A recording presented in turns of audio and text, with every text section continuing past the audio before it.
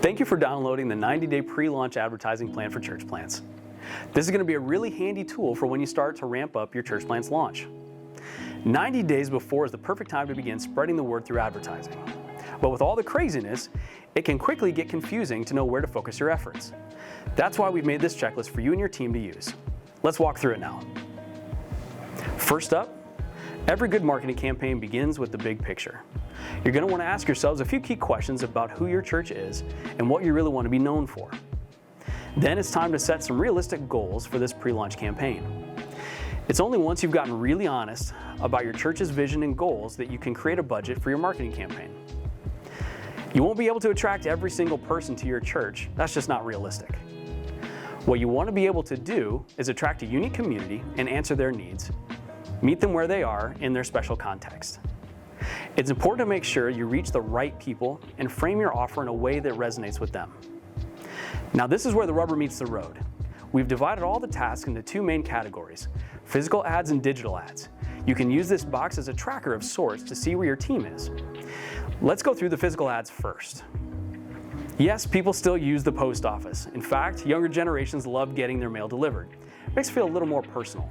That being said, there are a whole lot more options for how to get your mailers out there. Our advice is to review who your target audience or community is, what the goal of your campaign is, and talk to the post office about the different services they offer. For example, the U.S. Postal Service can actually help you select certain routes, format your mail pieces, and give you some options to choose from postcards to brochures to flyers. Here's a pro tip. Learn about Every Door Direct Mail. It's a service where you don't need to buy mailing lists and labels. You can target specific blocks of neighborhoods too, and it's cheaper than most other options. If you've decided you'd rather design the mail piece on your own, make sure you nail down exactly the right specifications and dimensions. Your designer will also need to know what information needs to be included in the mail piece.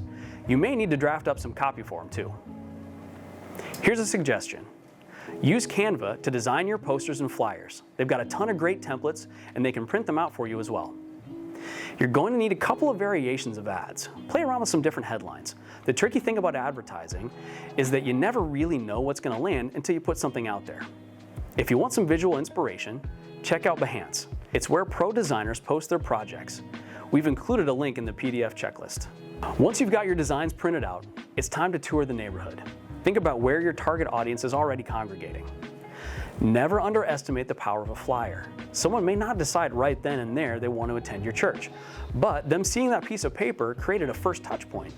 That counts as something towards getting your name out there in the community. Moving on, let's work on a press release. Why is that important? Not only are you starting to build a connection with the local news and media community, you're reaching their audiences instead of building one from scratch. Now, there's a certain savvy required to get their attention in the first place, but we've included a link to an easy press release template you can follow. Don't forget to do some research on which outlets are most appropriate for your church to reach out to.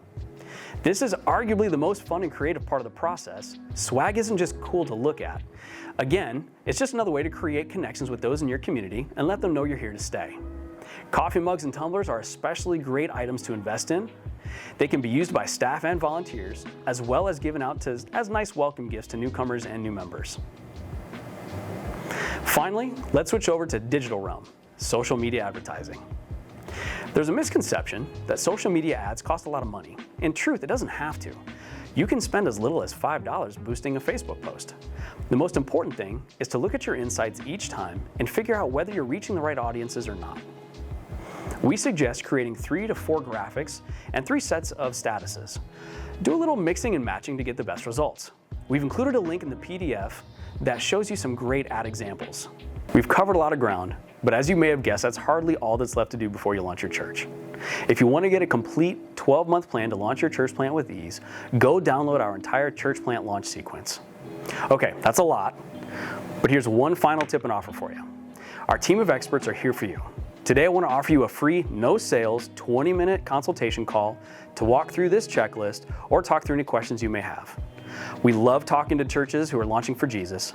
All you have to do is click the button on this page to book a free consultation call. We hope you take advantage of it. And in the meantime, be sure to check out our website at portablechurch.com/resources for other resources that you may want to download. Thanks for watching and happy launching.